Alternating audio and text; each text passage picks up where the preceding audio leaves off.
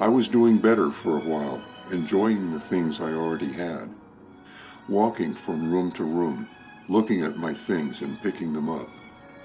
But old habits die hard, and soon I had first one, then two more storage units rented, plus more hired help to scour the area looking to buy stuff for me. And then I heard from my cousin Loomis. I think she'd been angry at me for quite a while because I got the lion's share of Aunt Lucille's estate and I could indulge my so-called little problem, as she called it. She said I needed help with said problem, and I readily agreed. But there comes a time in life you start to realize all these possessions haven't made you any happier. The therapist had me going through the same old stuff. I already knew all of it. But he did give me some ideas about ways I could help myself, and he suggested I treat myself to a trip. It could be a kind of test.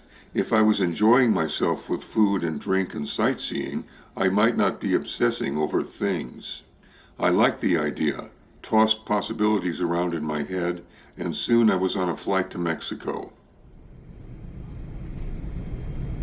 I felt like a weight had lifted off me.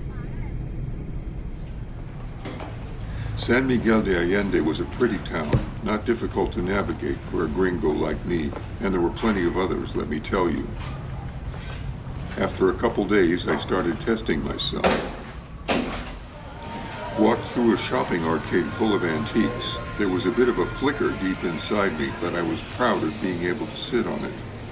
Progress, I thought. San Miguel de Allende is a town of artists. There are galleries on almost every corner, murals on the walls, you name it. I walked the streets, in and out of galleries, taking it all in. And then I went into the residence and studio of a noted artist who'd passed away a few years before.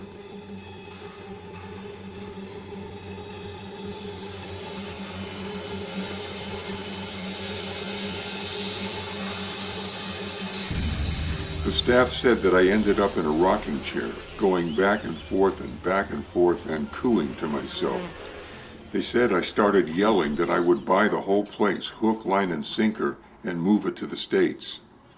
I don't remember a thing. They got me back to my hotel and notified the American consulate that they should know what was going on. Fortunately, I was able to get my flight home. And then Cousin Loomis came back into the picture. She and my attorney put their heads together and decided I shouldn't try to handle my own affairs anymore, so I ended up at Future's health home. I had a small, clean room, very sparsely furnished, definitely no things I could fixate on. I had therapy sessions with other residents, talking about how to stop wanting everything in sight.